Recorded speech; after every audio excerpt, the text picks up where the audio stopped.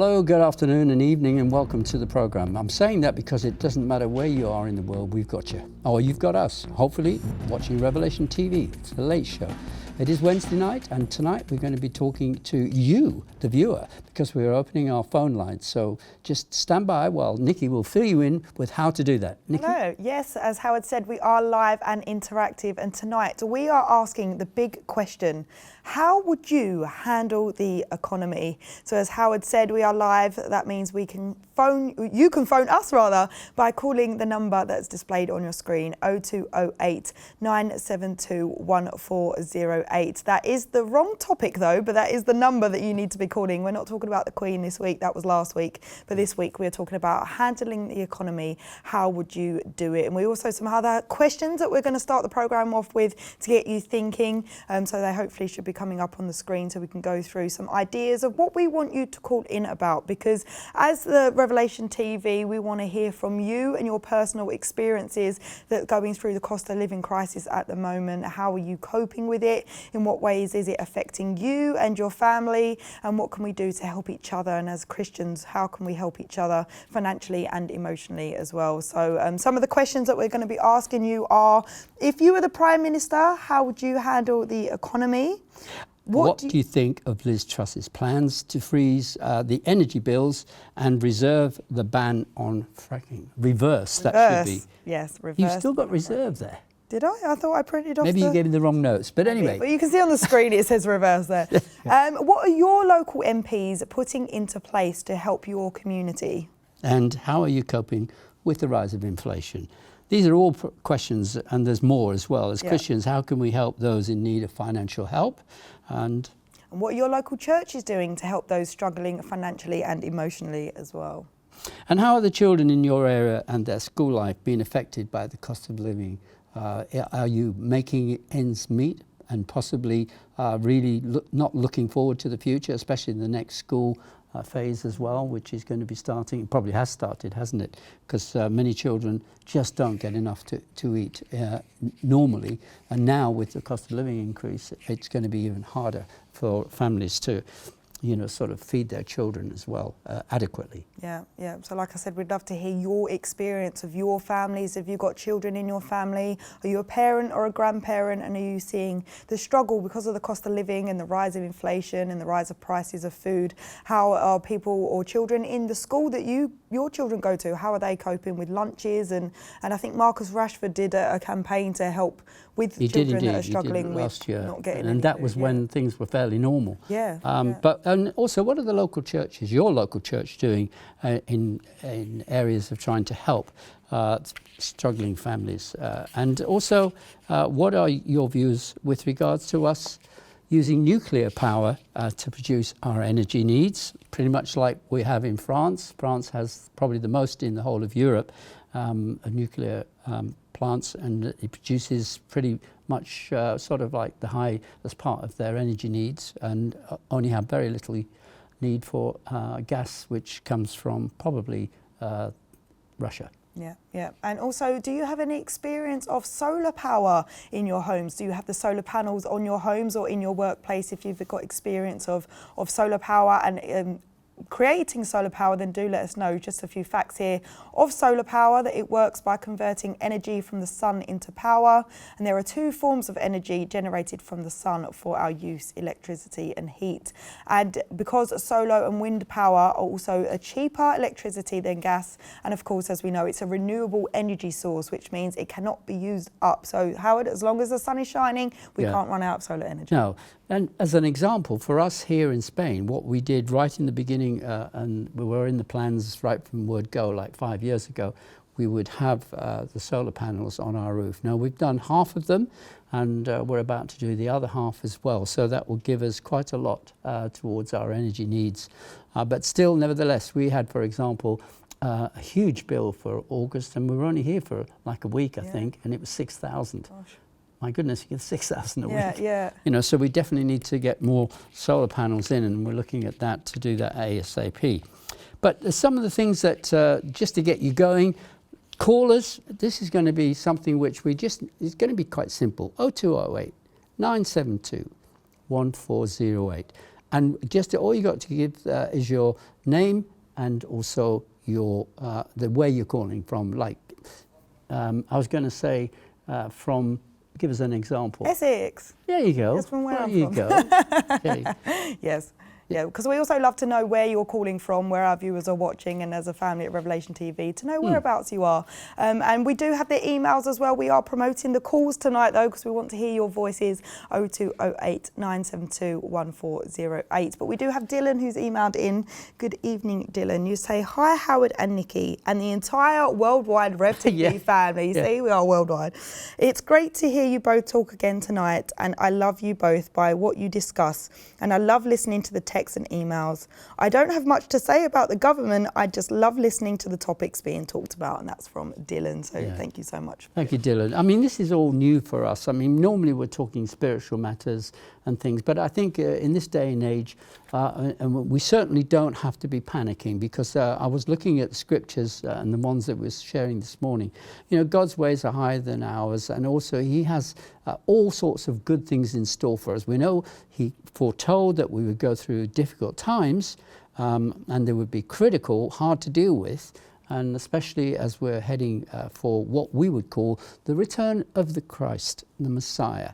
And just before He returns, I mean, even what we heard tonight, if you were watching the news, I've got these voices in my ear just chatting away, and it's really, really hard to keep talking. Okay, so switch me off, thank you. And I was watching the news. Anyway, what Russia is now saying, listen, you know, to the West, I'm not kidding, I'm not joking, but I'll use any means whatsoever to get my way with Ukraine and the areas which we've taken over. And if there's any problems, I'm not afraid to use nuclear weapons. I mean, that is quite scary if you didn't know your Bible and you didn't know the promises of God. We are looking forward to a time, as Scripture says, when the king of the north, I think it's from Ezekiel, if you remember. Yes. Yeah? A few weeks ago we did a study on that, There would be a pushing and shoving, the nations against nation, pushing and shoving, almost like, you know, testing each other in a very military sense, you know, a war-threatening sense. And these are all the signs that were leading up to the return of the Messiah. So, you know, don't panic, Mr. Mannering, as they say, you know.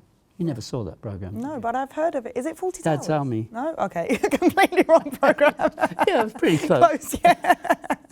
Yeah. Anyway, so with all, this is the fun show as well, by the way. We take it seriously, don't we? We do, of course. Okay. Well, tell us about what is fracking? Well, fracking, I wasn't 100% sure what it was, but the fact that... Oops. Oh, there we go. My phone never... Phone's on silent, please, Howard.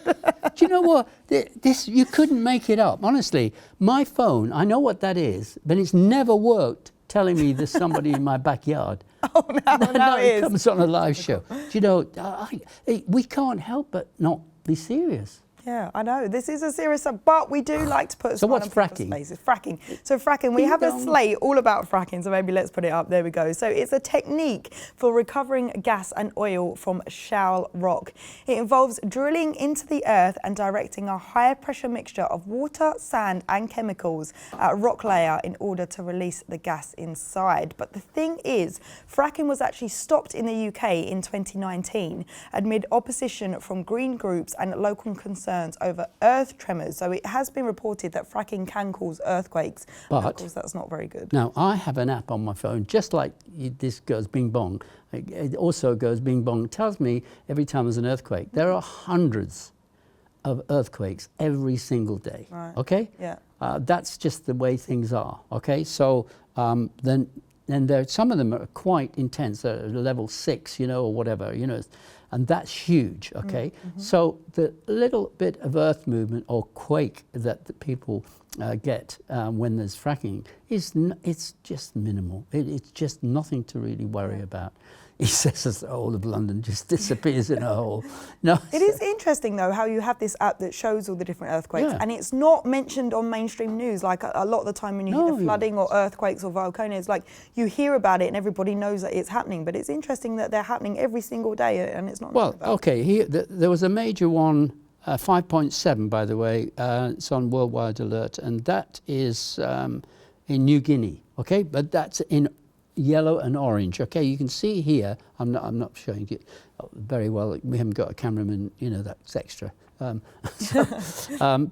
there's literally hundreds. This is just today. Look, hundreds. Howard, you need to.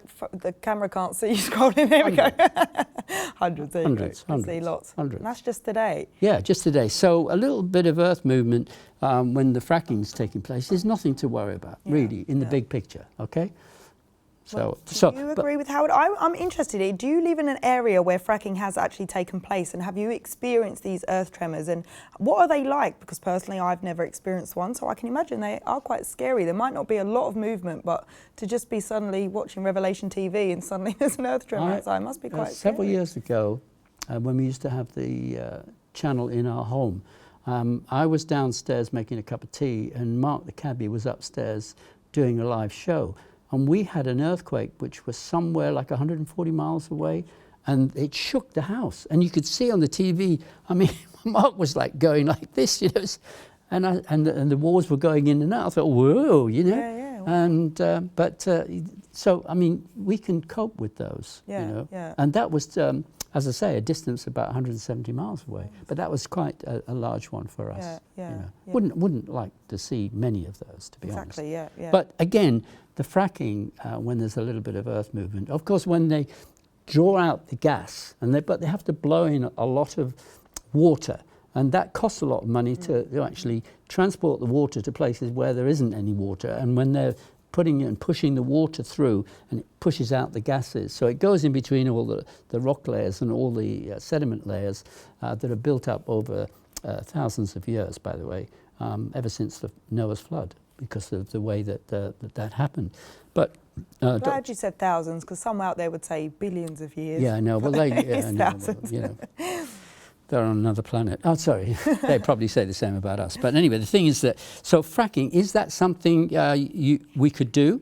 What does Liz Truss has actually now reversed the hold on and the ban on fracking, because she's pretty desperate, and quite rightly so, to look for ways that we can actually cut out the need to have our gas and energy coming from foreign countries who are pretty much at war with us as well.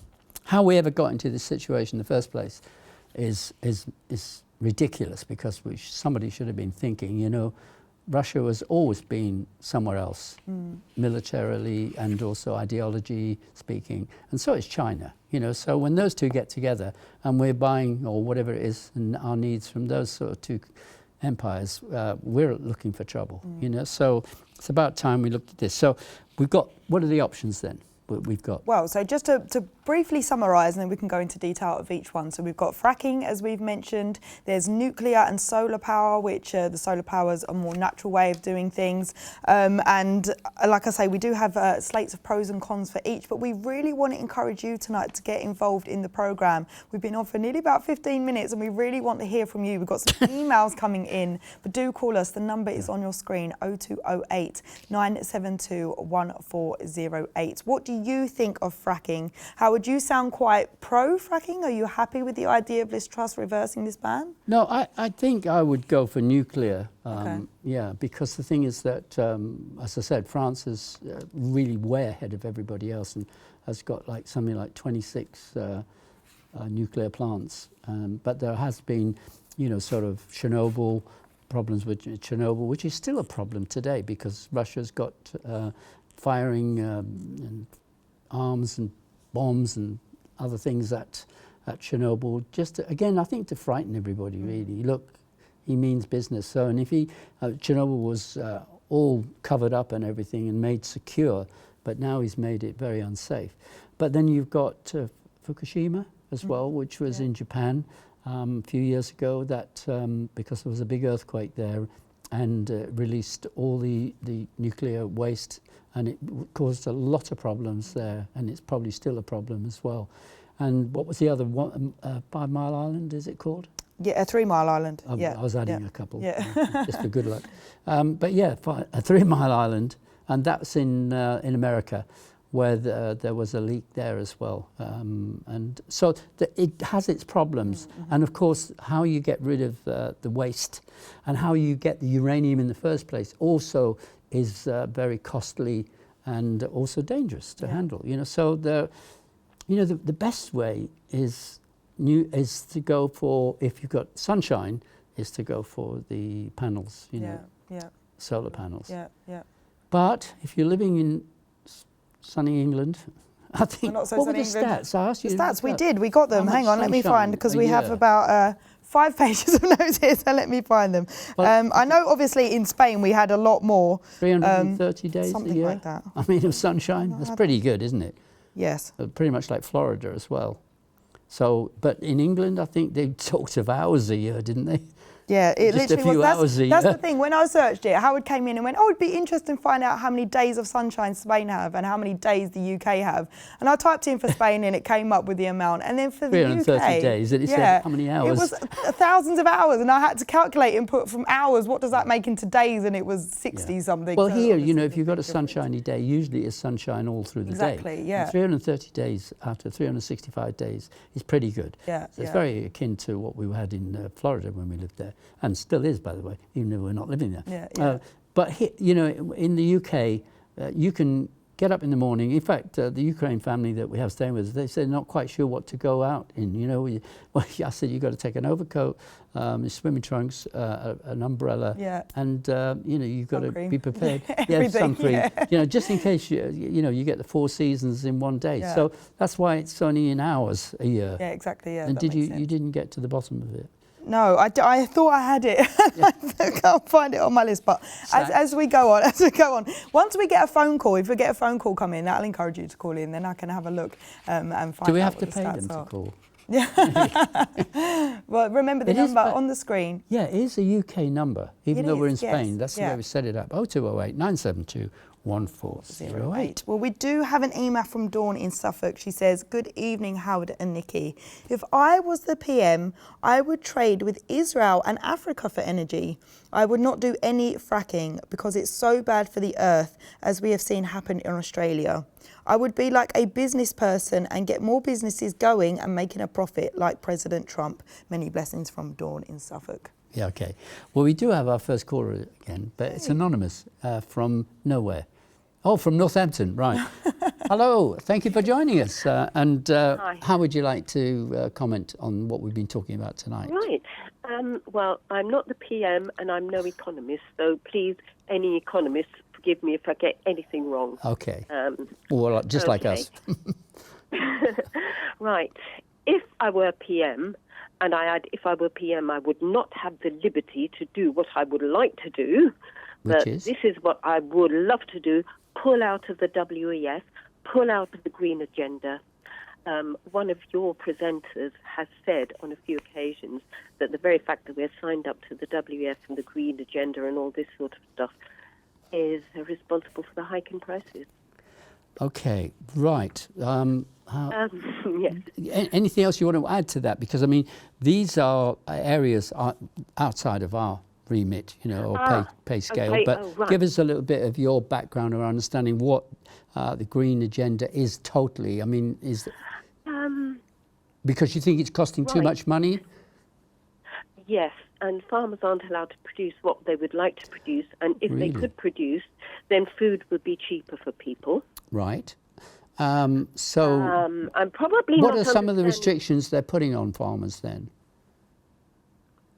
Well, from what I gather in Sri Lanka, haven't they been forbidden from growing this, growing that, growing the other? Okay, so there's a lot of government interference, or is it coming? Yeah, well, it would be coming from the government, wouldn't it? So a little bit like what happened in America with some of the big, I suppose, giant not pharmaceutical, but the ones that are doing all the farming seeds and providing all the seeds and plants they're going to the farmers, and they're restricting what they can have and the amounts they can have, and they're more or less controlling the farmers in the United States. So that's what they're trying to do in the UK, are you saying?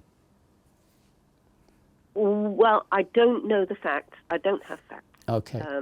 But it wouldn't surprise me if if that could happen. Okay. But as I say, I don't have facts, so I can't say. Right. So what would you do? What would you do? I mean, Liz Truss is, she is a brave lady. She even said that she's quite willing to be unpopular. And the thing is that she's only got 2 years to prove whatever she's going to be doing to make it work. Yes. And it's a big ask, isn't it? Absolutely, absolutely. But then I have to confess, I am a Christian, but the absolute lefty at heart, in the genuine sense. You know, I don't want to see people struggling to make ends meet. I don't want to see people, nurses on food banks. I would want to have more equality, financial equality. Not that people shouldn't get rewarded for the job they're doing. That's not what I'm saying at all.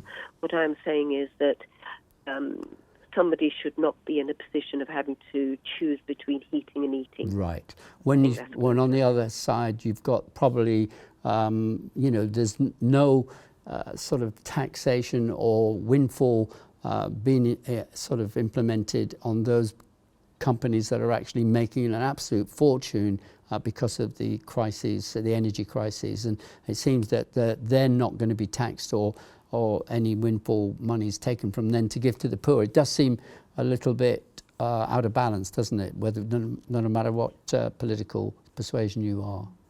Can I ask a question? As a Christian, how do you think we can be helping those that are struggling financially? Of course, prayer is important, but practically, what can we be doing to help those in our communities, in our area that are struggling? Well, I think some churches have what they call I'm talking about churches, they have what they call a hardship fund, and, the money is given or offered accordingly as the need is there. I once knew somebody who's gone to be with the Lord now, but she gave regularly into a hardship fund at church, and she was given updates that it was being used. Right. So,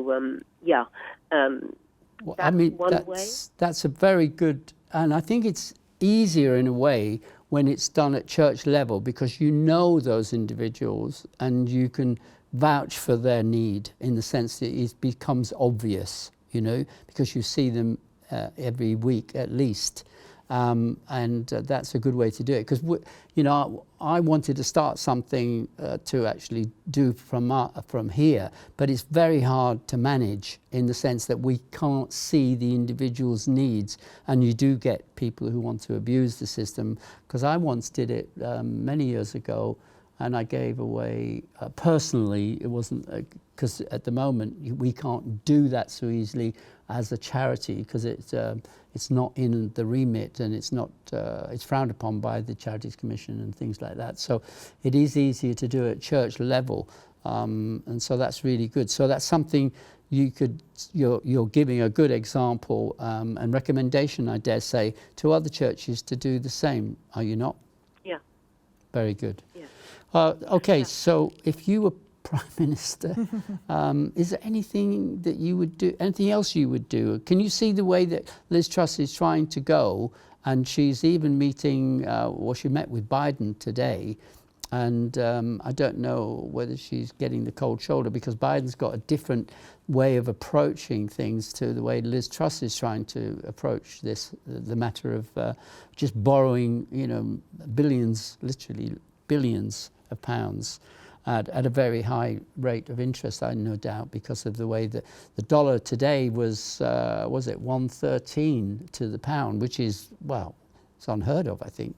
So everything's going to be costing us more as well. So what would you say, Miss or Mrs. Anonymous? What would I want Liz Truss to do? Well, somehow, I don't know how, help those who are in the most need. Yes. How she'll do it, where the pot comes from, I don't know, because, again, as I've said, I'm no economist.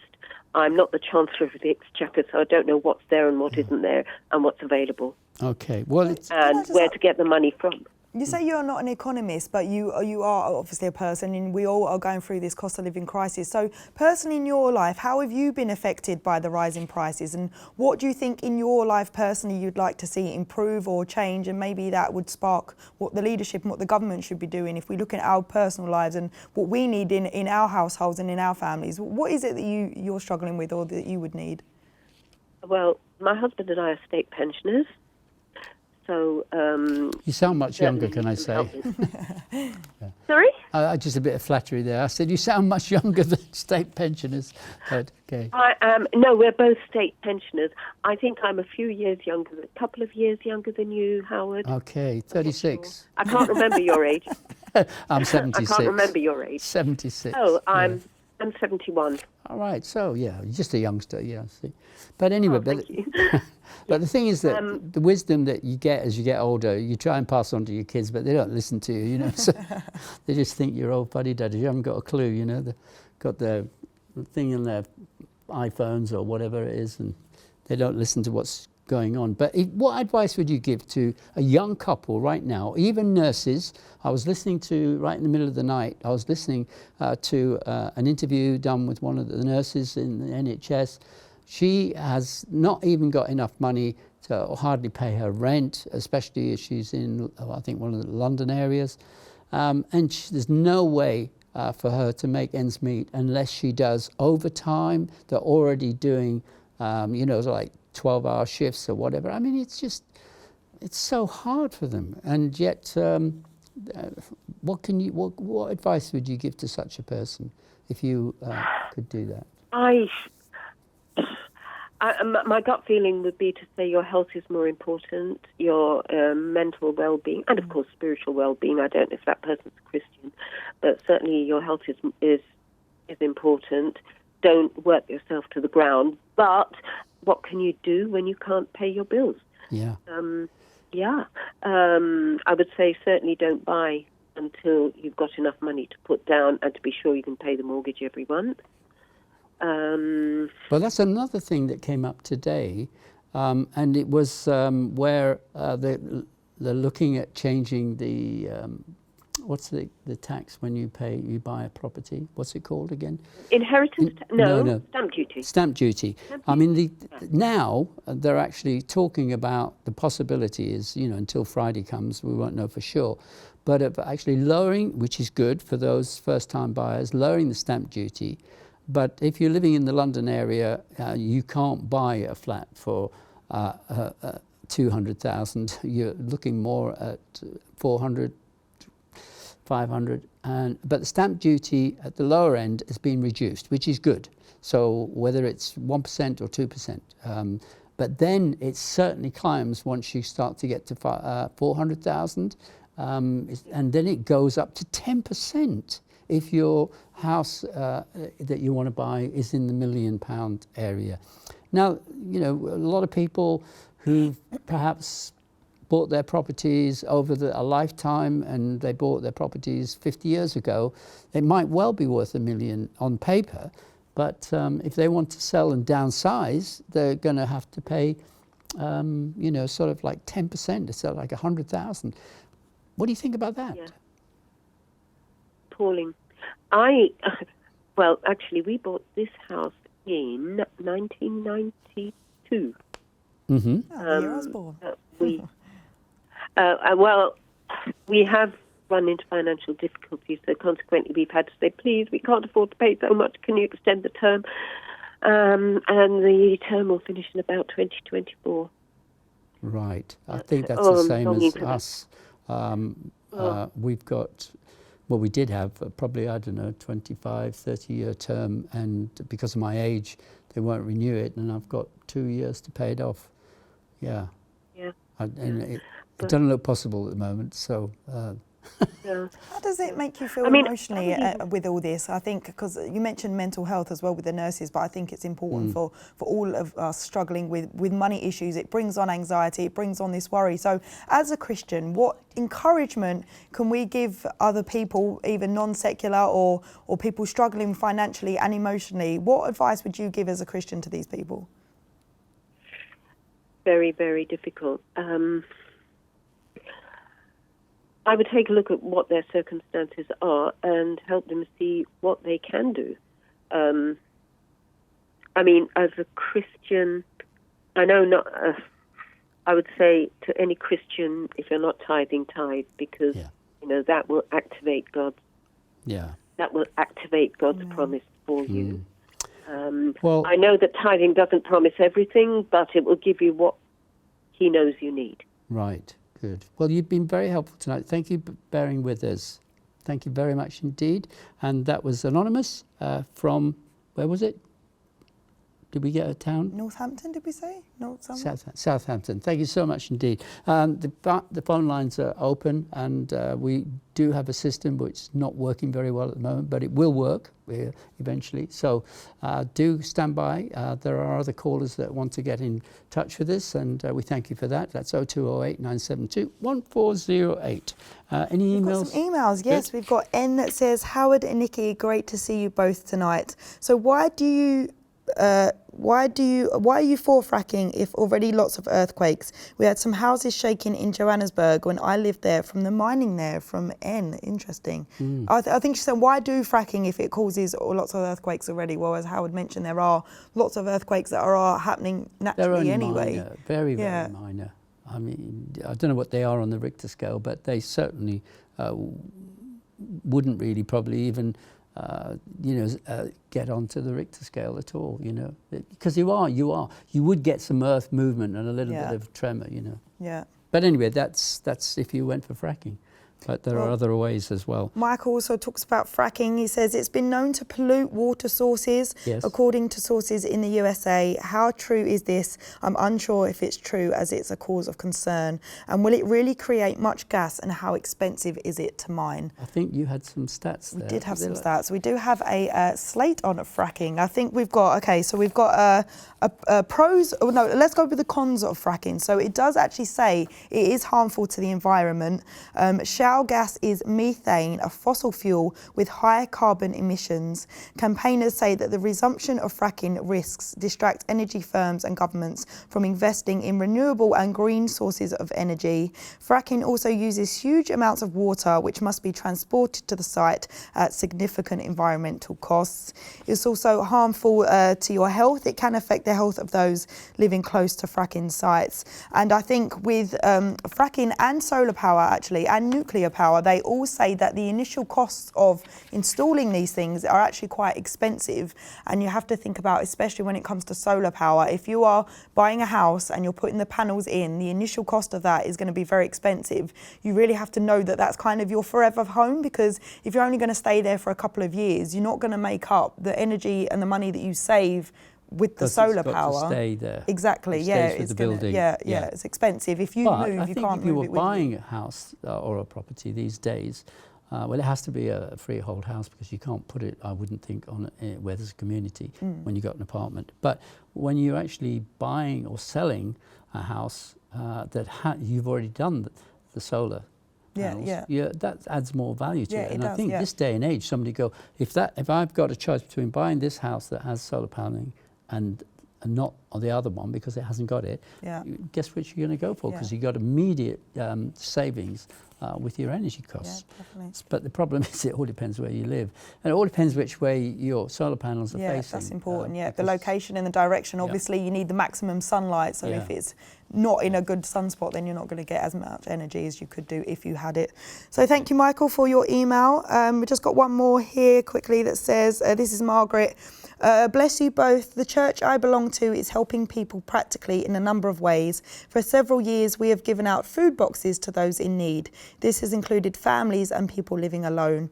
We have 3 evenings in September providing a 2-course meal and a drink just for £1 each. The food here is from Fair Share. Good food that would have been thrown out is also used at 2 events where people can come and fill a bag for £3. The church does so much for those in need. From Margaret. Bless you, Margaret. Thank you for sharing with us. We've got Dorry on the line from South Wales. Okay. Thank you, Dorry. Bless you. Good evening. What would you like to contribute tonight? I'm not talking financially. Don't ask me any difficult questions, like what would I do if I was Liz Truss? Right. Because I wouldn't have a clue. But anyway, the first thing is the fracking. I am so against that. I can't hear. Is that because you actually have experienced it in your area? Oh, no, there was a very hard fought battle done, mostly up round about Blackpool Way, by a man called Ian R. Crane. He's a hero of mine. He passed away a couple of years ago, sadly. But he was backing up all the people that were against the fracking, and it wasn't so much about the earthquakes. It was about what they were doing to the water, the aquifers. Right. The aquifers would be poisoned because of the water and chemicals that were put down, and it would go to the path of least resistance.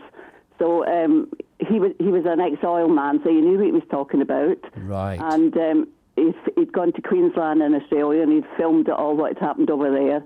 The farmland was ruined. There was one man, he was about 80 years old, 80 years of age when he started the fight against this, because he had a large farm over there. And he fought them for 10 years. When he was 90, he committed suicide. Oh, I just said it all. It was absolutely horrendous. Well, so whilst you're on, Dorrie, I just give you some of the pros for having the fracking. It says that the supply of gas, Quadrilla, for example, claimed that just 10% of the gas from shale deposits in Lancashire and surrounding areas could supply 50 years' worth of current UK gas demand. So that's one of the pluses. I hear what you're saying, but just let me add a couple of more to that as well. It would therefore bring the energy prices down as well. The UK's onshore gas industry claims fracking will bring down energy prices by making the UK less reliant on expensive foreign imports, and it would add more opportunity for employment for fracking jobs. And the cash payment, some shale developers would be able to make direct cash payments to local residents and communities of up to 6% of initial revenues in some cases to support the development as well.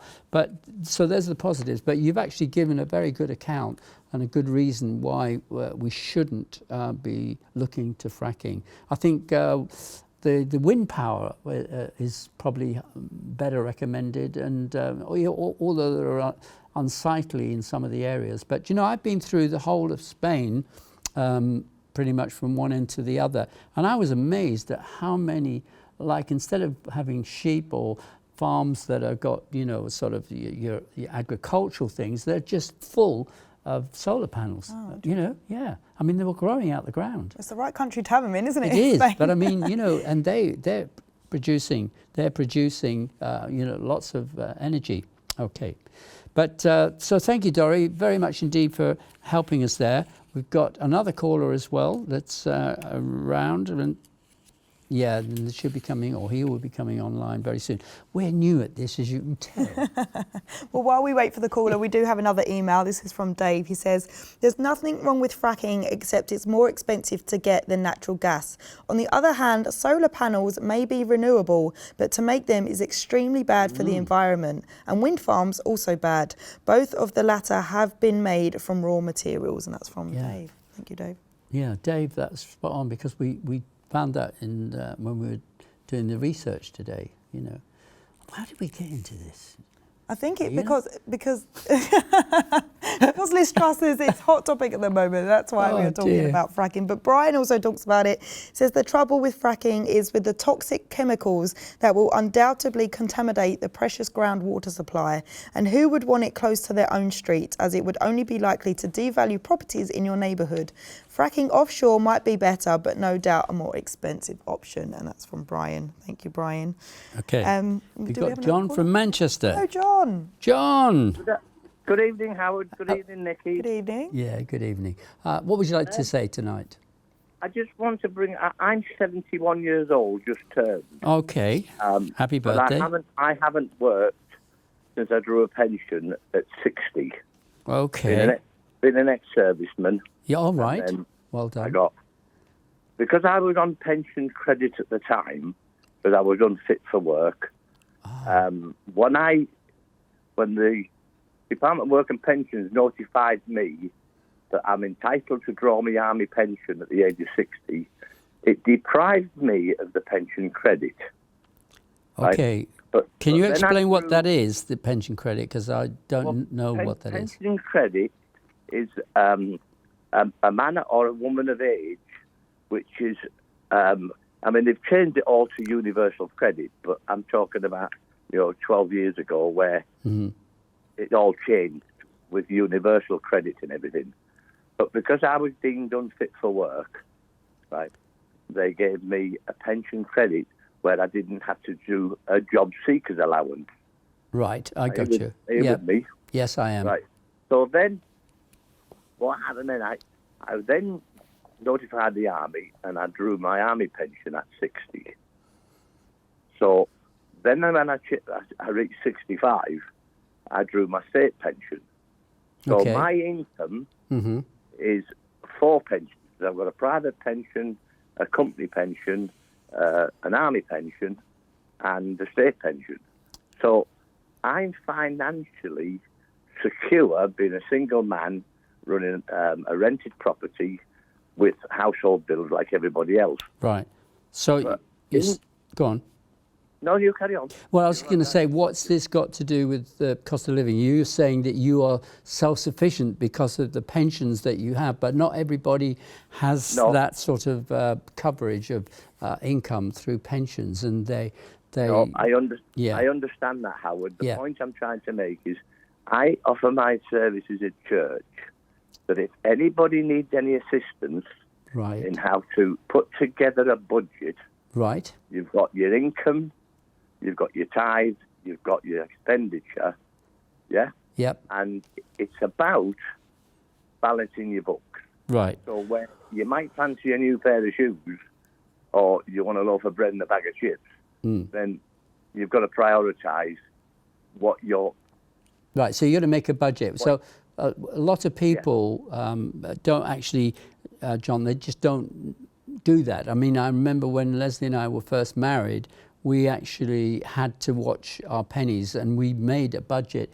So when we went shopping, we knew we couldn't go above a certain amount, and the shoes or whatever, the extras had to come later. But now what we're going to be seeing in the coming months is that the people, no matter how much they try to budget, are just not going to make it when you see the high cost of energy. And I think that's why Liz Truss is actually saying that she's going to be making this, if you like, particular amount of money available, and there's a cap on the energy costs, and we need that as well. But did we lose John on purpose? Oh, we lost him. Sorry, John. No, I'm listening. Oh, you are there? Oh, good. Sorry, I thought we'd lost you. I'm watching you with on mute, and I'm listening. Yeah, I don't blame you. That's it. The point I'm trying to make, Howard, if people are not going to discipline themselves, and there's help available through whether it's a health issue or whether it's a financial issue, if they make the phone call and make the inquiries, there is help for the needy. Right. And where would you recommend they went for that help and advice? Initially, I would go to either Age Concern if you're of that age. Right, Age Concern, yep. Yeah, or you could go to the Citizens Advice Bureau. Okay, Citizens Advice, where they can advise you of your financial rights.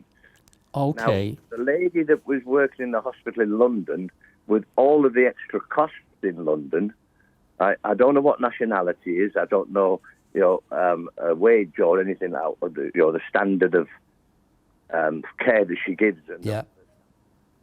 But okay. Well, look, John, what we've got other people that are waiting to come on, but you've helped us amazingly there. So thank you very much, John, from Manchester. So just to reiterate, he was looking at Age Concern for help, Citizen Advice, and... Can I also add Christians Against Poverty to that list as well? They're a really good charity as well, that we've got some content for them that we're showing on the channel. So if you need any help, them three are really good places to go to. Yeah, so they'll all be online if you... put that in, do your search, and it will all come up. So let's see together. Okay, we've got other callers that are coming through at last. Why did it take you so long? We're sitting here. Always happens. Comes towards the end of the programme and everyone wants to chat. Well, while we wait for the next caller, your lovely wife Leslie has emailed in. Oh my Good goodness, evening, Leslie. she's divorced me already. Talking about solar panels. She says, I was talking to someone the other day who took out £10,000 loan over 3 years to have solar panels put on his garage roof last month. His utility bill for this month are a fraction of what they had been, and he even sold excess power to the grid for £4. Right. He is thrilled and has worked out the savings will very quickly justify the outlay. That's really good to know. Where does he live? She doesn't say. Oh, we'd like to know where you live, because we'll all move there. Yeah. We obviously got enough sunshine coming in. Yeah. But that's the nice thing about the United Kingdom, because they actually, any overage that you're not using in your solar panel energy, you actually get paid by the grid. Yeah. But in Spain you don't. They just nick it. Really? Yeah. Oh, that's not good. But yeah, that's another pro to solar power, that you can gain money from the energy, can't you? So yeah. But it's the Italians who own the electric here. That was it in Spain. Okay, right. All right. So next caller, hopefully. Total silence. Okay, well, I'll read this email. This one says, the USA was completely self-sufficient under Trump. He introduced fracking also. Thank you for that one. But there's breaking news tonight about Donald Trump and his family. They're all under investigation for fraud. Really? Yes. But listen, we were there once, and it was all a load of cobblers. Yeah. And that's quite putting it politely. So people who want to cause trouble will cause trouble. Yes. Okay, so can't always believe everything you hear. Mm-hmm. So there you go. Yeah. Deborah says, greetings from Ireland. Greetings from Ireland, thank you. Really enjoying the programme. I have to say, one word of advice would be just to beware of the news, but stop watching it every day. It's all fear-based. The Bible tells us to live one day at a time and do not worry. I understand people are really suffering, but there are just some things you have no control over, and the economy is one of those. With regards to the Green parties, their agenda is not helping. Recently, I heard about a huge amount of electric buses went on fire in Germany. Also, the other day locally, we had an electric bike which exploded. I don't think electric is the way to go, and what happens to the wasted batteries? Also, not sure solar panels are that good, as any tradesman will tell you. Also, we have all the methane from cows, which is pure nonsense. It's worse things are getting, not better. Behind all this suffering is someone making huge amounts of money, and that's from Deborah. 100% agree with that first half. The Bible does tell us not to worry, to take one day at a time, and not worry about tomorrow, for enough troubles have tomorrow. I said that in a really weird way. Days, yeah. We get what you mean, though. Yeah. So that back sufficient is each day, because there's enough problems for every day. Exactly. So why worry about tomorrow? Just get through today, one day at a time, sweet Lord. And we do need to remember that God is our provider. And I think one of the callers did say about tithing and how blessed we would be if we try and be selfless with our money, because at the end of the day, it's God that's given us all that we have anyway, and it belongs to Him. So we need to be thinking about how we are spending our money. And I like what you and John, I think, was talking about a budget, because I've never actually really budgeted. But today I sat down and thought, right, I need to actually get all my bills together and see what's going on. What it does, it helps you, disciplines you, and you get what you need when you go shopping. You have a list. Exactly, yeah. And but the thing is, today you can go shopping today, and then you go shopping next week. It's already gone up 10%, or even 20% in some cases. You know what I mean? So it's really going to be really hard, and there are many that are suffering, and are going to suffer more. So we need to be praying for them, and also when you have the means to meet somebody's need, then the Bible says you've got to do it. So that's on an individual basis. Definitely. Leslie's emailed in to say he lives in Chessington in Surrey, the solar panels that were selling back to the grid. You asked where he was from. Yeah, that's just up the road from us. Was it? Oh, there you go. Yeah, literally. Well, you could be getting some we're only money for talking about maybe half a mile. Yeah, as the crow flies. You said we're all going to move there. You're already there. Chessington, good old Chessington. The sun shines on Chessington. Isn't there a theme park there, Chessington Zoo? I mean, there's a zoo. Yeah. There's also Chessington Zoo. Great place to go, Chessington. Anita There's also said... Legoland as well, not far away. There is, isn't there? Yeah. I'm only pulling your Lego. Yes. Lego. Lego. I said Lego. Lego. Sorry. Well, we do have about 5 minutes left of the programme, so if you do quickly want to get a caller in, because Anita, you have said that about calling back, so if you want to call back, then do quickly call in now, 0208 972... No? I think you'd be too late. Oh, is it? They're just telling us in the earpiece. Oh, that's too such late a shame. to call. Too late. So, but are we going to be back here this time next week? Hopefully. Who knows? God knows. Yeah. That would be good. After tonight's programme, I think we'll be fired. No, I'm sure the viewers are very understanding. This is only the second time since being in the new building that we've done the calls, and it just takes practice. And here we are on live TV, learning to do this together. So thank you very much for your patience. And Edward from Scotland. Oh, let's get you in, Edward. From Edward? Wales, even? Even from Wales. Oh, that's close. We're both Celts. From where? We're both Celts. Oh, Port Celts. Okay, fire away, because we've got very little time. Go ahead, Edward. Okay. Yeah. Put us straight.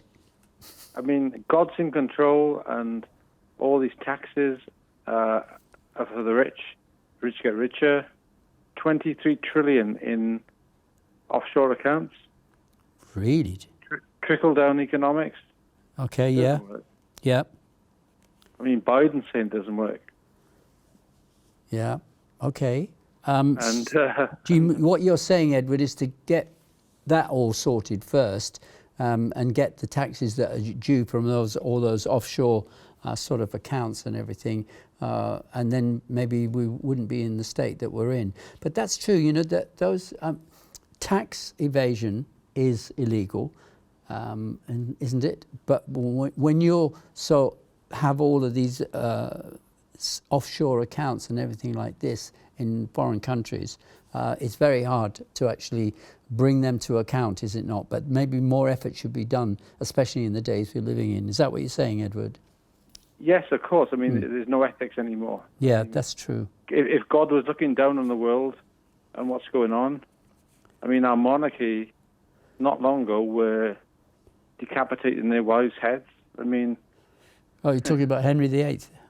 Well, yeah, good job with Christians, and that's what we got to hold on to, Yeah.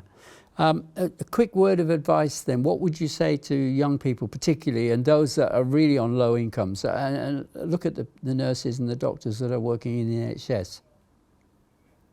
It's very difficult because the die is cast. Yeah. No, and we can't change the world. Yeah. No, but who can?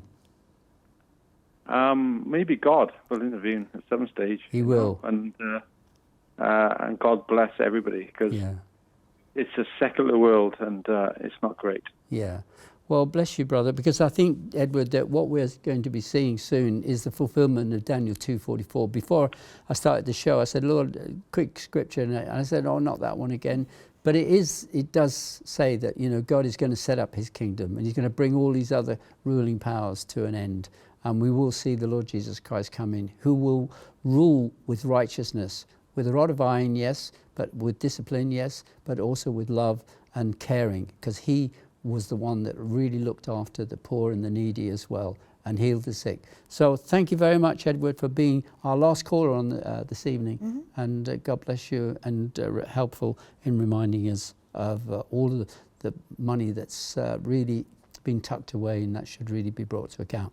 But they won't fool God, that's for sure. Exactly. Everything done in secret, God sees it, and at the end of the day, he's the one that will judge us, and he's the one that sees what's in our heart. And just want to encourage the viewers, I know some of you have written in saying you're worried about this situation and it's bringing you anxiety, but like we say, the Bible says, do not be anxious for anything. God is in control, and we do have to go through these times of suffering, but God walks through it with us. Even though I walk through the valley of the shadow of death, I will fear no evil, for God is with me. So I think it's a great scripture that you ended on as well, that with Daniel, that God is with us, and we shouldn't be worrying. And like I say, we do need to be aware of what is happening, but we need to just pray and put our trust and faith in God. Yes, we know what God has in store. Eye has not seen, ear has not heard, all the things that God has in store for us, and that is in the new heaven, the new earth. And it is a wonderful scripture in Revelation chapter 21 to be reassured, and it's also in 2 Peter chapter 3.